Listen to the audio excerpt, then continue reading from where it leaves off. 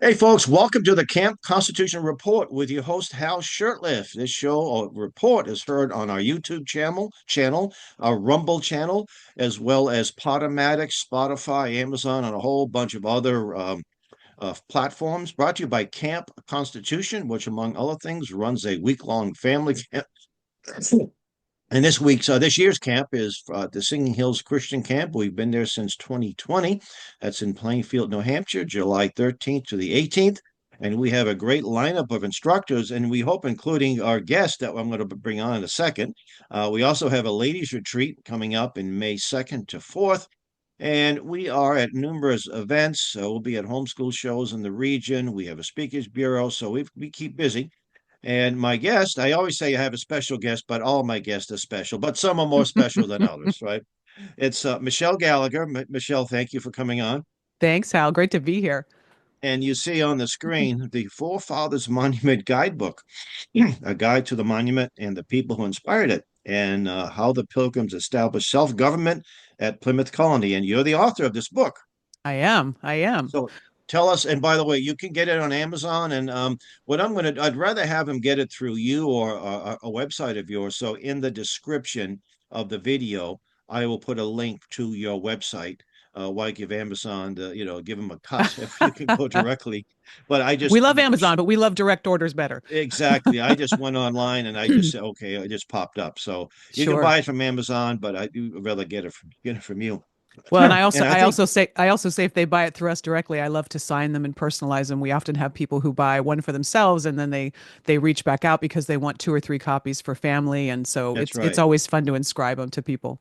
And we're working with a group, a New Hampshire-based group that's trying to get this book. Well, first it was the poster, and I showed the poster of this beautiful statue that's in Yeah. Plymouth to get this framed poster in schools in New Hampshire. And I thought, Hmm. hey, we need to get the guidebook in there too. And Sure. oh, that's a good idea. So it'd be great to get. And we don't have to get them in every school, but we start small, like Absolutely. mighty oak. What was the old saying? From acorns, mighty oak trees grow. And get this. And so, anyway, tell us a little bit about your background before we get into the monument. I'm kind of an unlikely author. I moved to Plymouth. I'm a military brat. So we moved around a lot. My father, he worked at the Pentagon. We lived in Washington, D.C. growing up a bit. So as a young girl, I You was have kind of my sympathies. I was exposed to monuments, right? So, in as a young girl, we'd go to the Smithsonian, we'd go to the National Mall, and so I kind of grew up unwittingly realizing that I was being exposed to all of these really great monuments. And so, when I moved to Plymouth, I got married and we moved downtown. I think just a couple blocks from the monument, and we just were out walking the dog one night. I explained it in the introduction to the book. We were just getting comfortable in the new neighborhood, walking the dog, and I came upon the Forefathers Monument. And it just became our favorite spot to go and walk the dog. It's got a beautiful green space around it. A lot of people go up there, and I just was so intrigued by the monument and the symbolism of it. For those who are looking at the picture, it's that central figure of faith pointing up, and then the four lower figures seated below. And as we'd kind of take the dog there, I would just walk around. There's these massive marble panels that Mhm. depict, various parts of the Pilgrim story. And I just was so puzzled by, who did this? Like Mhm. what does all of the symbolism mean? And so really it was my own curiosity that led to the book. I had never written a book before. And it took a couple years to pull together because COVID hit. We hope to have it done in time for the 300th or the 400th rather. And everything just got crazy with COVID, but we ended up releasing it in October of 21, and so 21, yeah. yeah, So a little and after the anniversary. a little after the anniversary, yeah, and it's been wild. We're in our third printing. I mean, we just had no idea what a success it would be. Well, it's when I take pictures of it of when I'm there, I'll say you need to get a couple of people standing in front of it to To really really, give you a sense of scale. You say, well, how big absolutely. is it?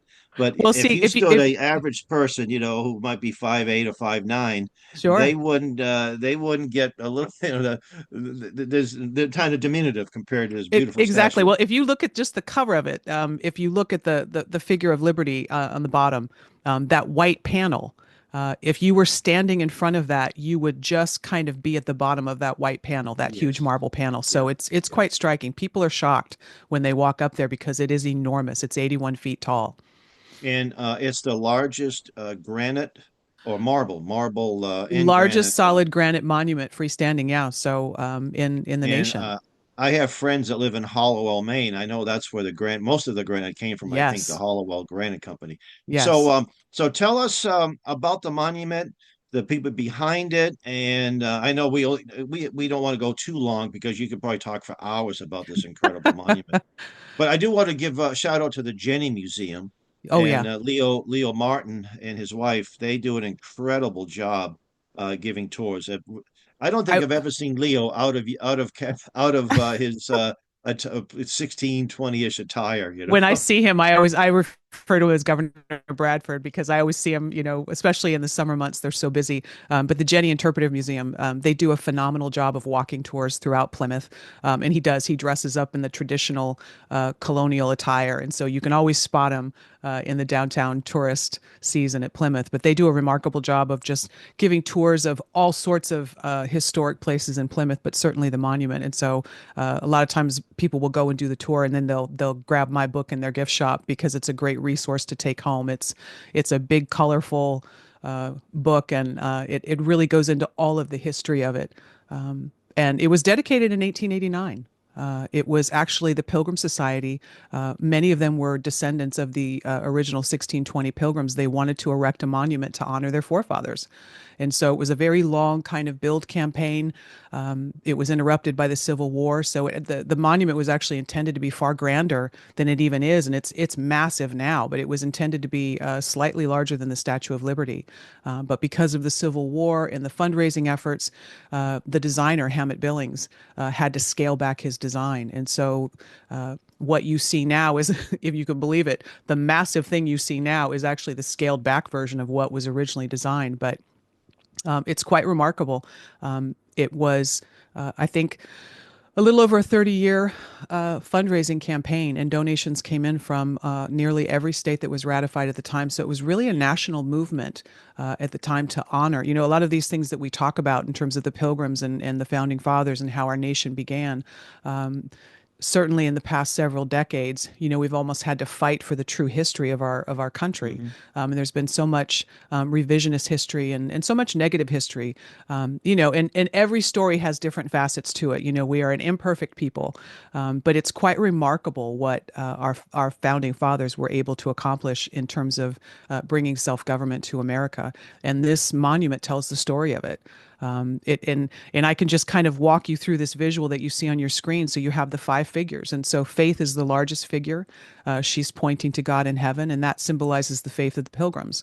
And I go into the book just the symbolism of the monument. So the book is kind of like half of it is a guide to the monument itself in terms of, gosh, who built this thing? Where did the marble come from? You mentioned Hallowell. Who designed it? Who came up with the creative idea of it? How did they pay for it? I was fascinated by just the natural history of the monument.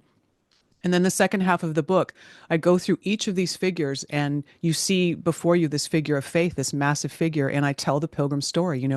When they created this monument to honor the Pilgrims, why did they have the figure of faith?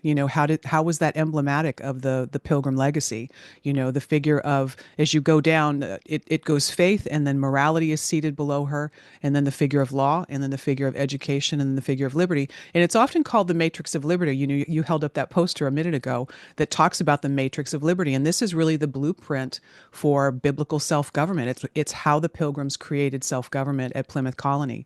And so the concept is it's from faith that we receive morality. Morality, as you go through, she's holding the Ten Commandments in one hand, and so we get biblical morality from our faith in God of the Bible, and then that morality, that biblical morality, creates the foundations for our laws. Justice and mercy, and then those concepts are transmitted through the figure of education, which is passed down through the generations, and then that is what creates liberty. And so we call it the Matrix of Liberty oftentimes. And what's fascinating is the hour that we live in. How it's quite a time to be alive. We've seen a lot of our institutions fail us, and we're seeing a lot of I feel like We talk about the golden age. I feel like there's a lot of institutions that have failed us that we're kind of looking at again with fresh eyes. Like, hey, is that serving us well? Do we need to tinker with that? Do we need to refine that? Hmm. Our government has Or grown abolish it.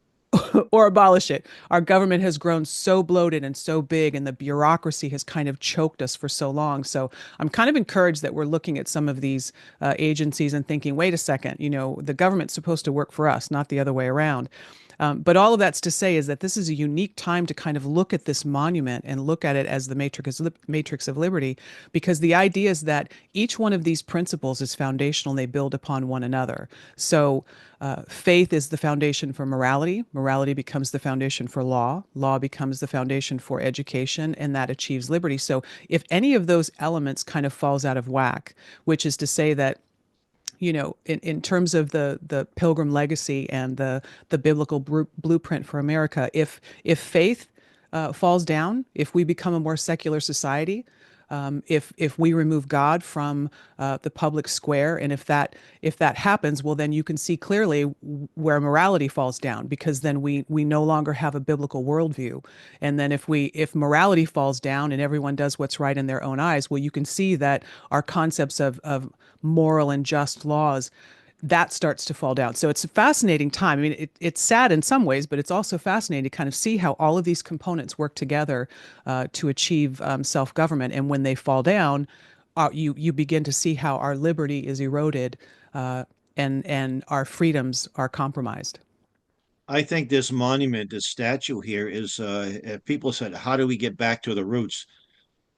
This statue tells us how to do it. Absolutely. Yeah, that exactly. And that's what when Leo Martin gives the tour, he does a good job doing that. He does a great Um, job. Phenomenal. Yeah, the Jenny Museum, and I think I'll put a link into the Oh, description please do, too. because they're So wonderful. yeah, so people can. And I think Deb's group here in New Hampshire, they're going to be doing a guided tour in late April of this year, and they do it Sure. on a regular, somewhat not regular, but irregular basis. And Yeah, I was and I if was you just reach, in I was in go New ahead. Hampshire. Deb did a fundraiser up there because they were trying to raise money for the Jenny and bring awareness up into New Hampshire. So we had a great group of patriots come out, and we talked about the monument and the Pilgrim I story. was scheduled to be there, but I forgot something came up. But Something came up. yeah. We I can't missed you. remember what it was. Everybody's got Another, so I much going forget what on. it was, but I had made a modest donation to Sure. the entity to help out. Um, yeah, so I point this out. Monumental, the documentary, Yeah. that came out what, 10 years ago? Oh gosh, I think, yeah, I want to say it was like 10 or 11 years even when I was writing the book, because I referenced that as part of the natural history. Yeah, And I think Kirk Cameron, he's done a tremendous job. We had a chance to meet him when he came out for a local conference here. Paul Jaley did um, um, gosh, I'm blanking right now, but it was a conference right around the time we released the book, and we had a chance to oh meet yes, it Kirk. was F My People. It was called F My People Rally. I It was something similar to that. Yeah, There were a couple that hit that fall, and we had a chance to meet Kirk. He's a great guy. He does so much for the monument, and his documentary, with so many people in it that are local historians, really kind of helped people on a national scale appreciate the monument, maybe who had never heard of it. He's been a great partner with us. We sell the book through his website as well. He's been a great yes. partner, and he's The he's done a Plymouth Rock tremendous amount. Foundation.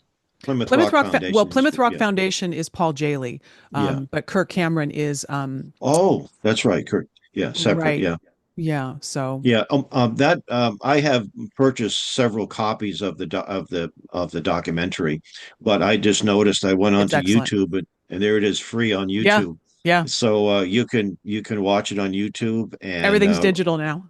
yeah, and it's great because a lot of time there's a lot of research, and it actually he just doesn't talk about the statue or the monument. He Hmm. goes into the history. They go to England to Absolutely. Scrooby, and so, and it's one of the things that people. It's one of the historical errors that the Pilgrims came here for religious freedom. Well, they already Yes. had it in Holland, but they didn't like the culture there. And so they came here. And if you read the Mayflower Compact, which of course, no, you have read, you've probably memorized it, explain they came here to propagate the gospel. That was the major reason why they came here. Yes, and that's honestly that's one of the things that we have really lost in our history. Even coming to Plymouth or just in normal conversation, when you talk about the Pilgrims, most people just think about, turkeys and Thanksgiving and belt Yeah. buckles and even some of the local places. If you go and ask, they'll talk about, well, they came for economic freedom and an opportunity, and certainly there were people on the boat because the boat was a combination. It was the saints and the strangers, right? Strangers. Yeah.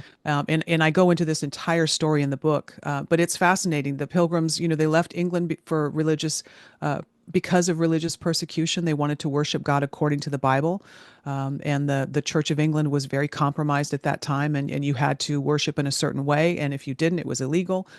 So they left England for Holland, and as you Let said, me just back up. But you said it's very compromised. They got their act together since then, didn't they?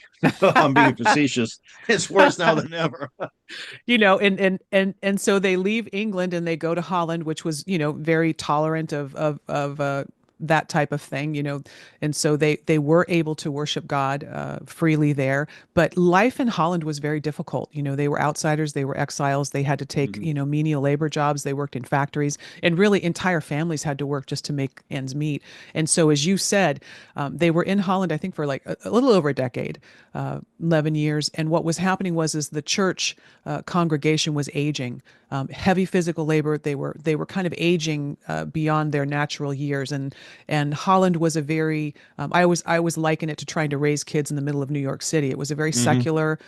very secular place, very worldly. And so what was happening was, is they were losing their culture. They were kind of, their kids were being exposed to a very worldly, secular. And so some of their kids, they were losing them in terms of raising them in the faith. And so they find themselves in Holland. Okay, you can go to church freely and worship God, but our congregation is dying off. We're not successfully transmitting our faith and our English culture to our children. We're kind of losing our kids. If Hmm. we don't do something quickly, it's all going to be for nothing, because we're going to die out. And so that was really what prompted them to make the journey to America. And they petitioned the king, and they were able to get a land patent. Not all of them could afford to go. And so, and I get into the whole story of how that happened. It's, all of the drama and intrigue over who was negotiating and this and that. And But there were two ships originally, but there were one two couldn't ships. make it. Yeah. Right. So they start off, they can only fill the ship halfway. And so then a whole bunch of other people who were not part of the congregation end up filling the ship. And so I always am struck by that from the very beginning, God could have enabled them to all go. And yet Hmm. through circumstances, he kind of whittled them down and then had outsiders come in. So it always kind of makes me think, as believers, we're in the world, but not of it. And, Of the world. and, we kind of have a tendency to want to be in our churches and be comfortable and have our little, services, and God calls us to be salt and light, right? So he calls us to be out in the world. And so the irony was not lost on me that from the very beginning of their journey, he did just that. He forced them to work together with people who maybe believed in God, but certainly didn't share their fervent faith. And Right. so, as you said, the Mayflower leaves Leiden, and it goes, and it's supposed to meet up in England with the Speedwell. And those two ships are supposed to go in tandem to where they had a land patent for Virginia. And so, as they begin their journey, the Speedwell, famously the leaky Speedwell, it's not seaworthy, and so they have to abandon it. And so that causes even more people to be frustrated and kind of give up. And hey, this is too difficult, and so it whittles it down even more. And so the people who still wanted to go kind of consolidated onto the Mayflower. But man, they packed that ship.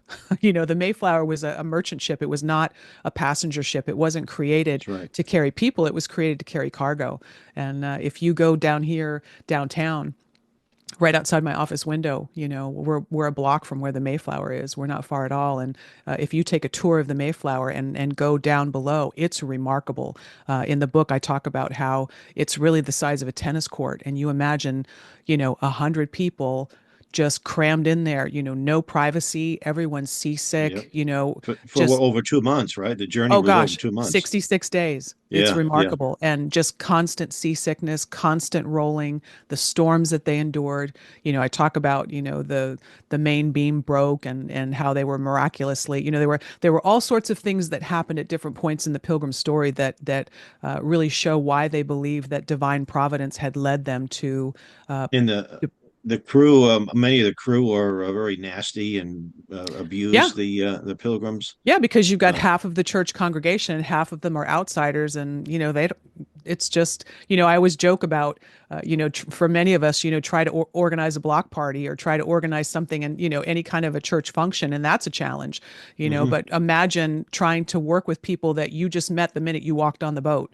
And, Mm. you've got competing opinions and goals and desires. And that's really what brought about the Mayflower Compact, because when they ended up trying to go down the coast of Cape Cod, and the dangerous waves and the shoals, made it impossible for them to do that. So they weren't able to go where they were wanting to go, and so they turned north, and they came into the harbor, and the Pilgrims decided. One, they believed that God had led them there for all sorts of reasons that I detail in the book, but they believed that that would be a great place for them to stop. And some people on the boat were like, "Hey, we didn't sign up for this, and Yeah. you're not the boss of me." And as I say, they were right. And so what they had to do was to create a new agreement because their land patent was obsolete. It was invalid. And so they're in a new place. And so now they have to figure out, remarkably, how are they going to get along? How are they going to agree to govern themselves? And so that was really the beginning of self-government in America. The Mayflower Compact was it was a compact was a sworn solemn agreement between God and man. And so they used their own church covenant, the covenant that they all agreed to and swore to when they joined the church body, and they used very similar language in creating the Mayflower Compact, and that's how they agreed. Who was, they were going to vote on their leaders, and they were going to obey all of the just laws that they created themselves. So it's quite remarkable. And you also make reference to the Indians that were a great help, Squanto and Oh, Samoset. hugely so. There's no doubt. And that's part of the divine providence, right? Of all of the, I always think of all the gin joints that you can, that all, but of all of the places that they could have landed, the fact that, in certainly in their perception, and I agree, that the Lord led them to the one place where they just happened to encounter natives who spoke English. I mean, it's Hmm. absolutely remarkable. And so because of that, because God led them to a place where there were natives who had been exposed to English and knew enough of the language that they could interpret, they had interpreters that helped them communicate with the native tribes. And in time, they were able to cobble together a peace treaty. It's quite remarkable. Governor Carver and Chief Massasoit. I mean, a peace treaty that lasted over 50 years. I mean, 50 it's years. remarkable. And when I attended the F My People rally, there were some Mm, Indian, there was a couple of Indian chiefs, sure. and they were Christians, and they got up Hmm. there and they have nothing but the greatest admiration for the Pilgrims for bringing the gospel to this continent. Absolutely. And I think that's why the left hates the history, because that's why they hate about it. We don't Mm, care if you came because you brought the gospel of Jesus Christ. right. And so there's a lot of misconception that the Pilgrims Hmm. exploited the Indians, and that wasn't the case at all. In fact, just the opposite was true. Right. And it's one of those things where over so many decades of history, there's no question that there was exploitation that went on. But when we talk about the Pilgrims who came, um, they were the ones that set up the registry of deeds because they didn't want the natives rather to be exploited. And so it was quite remarkable that they set in place these systems because they didn't want there to be exploitation. As subsequent boats and peoples came, they were finding that they were getting the natives drunk, and taking advantage of them. And Mm. so they set these laws in place to protect people and to create safeguards so that that wouldn't happen. So it's incredible what they were able to do to prevent that exactly. Well, I'm going to put a link to your website so folks who are watching or listening can actually go to your website and buy the book. And I'll put a link to the Jenny Museum so Absolutely. folks who would like to take a tour can contact the Jenny Museum, because if you want to, if you don't live in the area and you want a first class experience, go through the Jenny Museum and you're going Yeah. to get a first class experience. You're going to get, and I think he just charges what, donations. I don't think it's very expensive to get a guide. You can do a self-guided tour. I guess you can buy your book and just walk up there and do a little self-guided tour. But there's just so much to see besides of course, Mhm. besides this monument, there's just so much to see. But you can spend 3 or 4 hours taking this in, And It's I think something. this picnic, it's a beautiful park. There's plenty of parking, It is. A lot of and people go up there and the weather's beautiful. They go up and they picnic and yeah, it's really something to, you can look at this picture and see how majestic it is, but to see it in person is really just awesome. And to yeah, walk around and to see the figures up close and to look at the marble panels that show all of the different events in the history of the Pilgrims, it's really something that needs to be experienced in person. So I encourage people to come, do a tour with Leo and Nancy. They've got all sorts of resources over there. You can go to their website, and the book is such a great resource going back to really do a deep dive into all of these five key areas and why we honor the Pilgrims. Why their legacy was so crucial for the foundation of America. Even the founding fathers. They looked at the Mayflower Compact. They looked at the Magna Carta. I mean, those documents were very inspiring for them when they wrote all of our founding documents in America. So it's I feel like we're seeing a resurgence in the Pilgrim story and really appreciating what they did to kind of plant the seeds for what we now understand as America. amen. And the beauty about the Mayflower Compact, it's what, 4 paragraphs?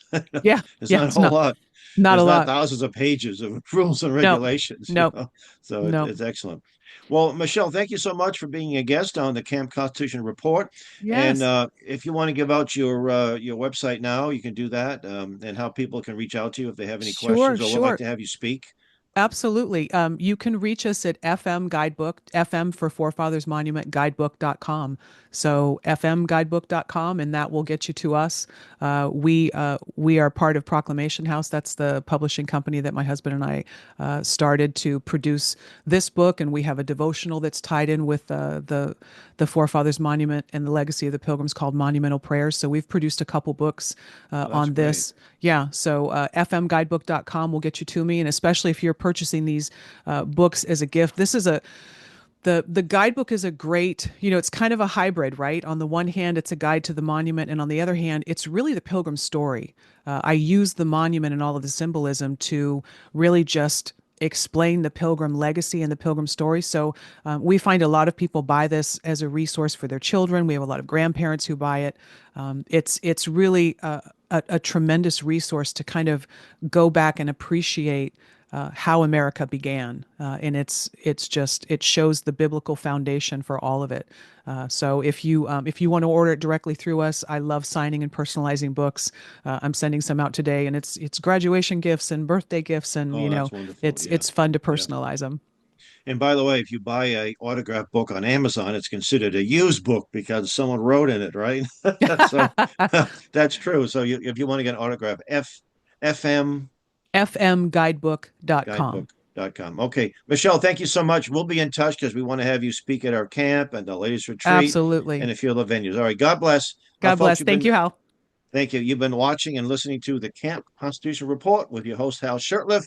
And until next time, may God richly bless you. Amen.